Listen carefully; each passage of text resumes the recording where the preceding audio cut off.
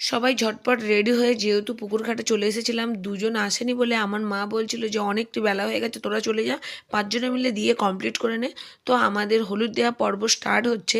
আর পিছনে যিনি শাঁখ বাজাচ্ছে আমাদের মাঝখানে, সেটা হচ্ছে আমাদের দলের গুরু, মানে আমাদের ঠাকুমা।